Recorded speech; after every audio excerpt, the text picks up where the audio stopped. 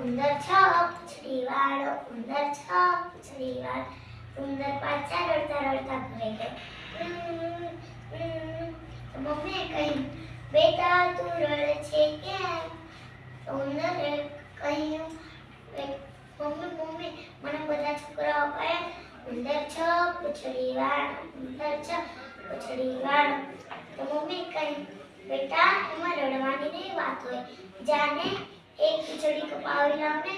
ઉંદર એક પૂંછડી કપાવી બીજા દિવસે સ્કૂલે ગયો.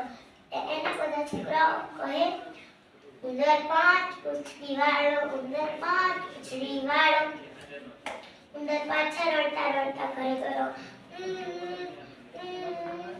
તો મમ્મીએ કહ્યું, બેટા તું રડે છે કેમ?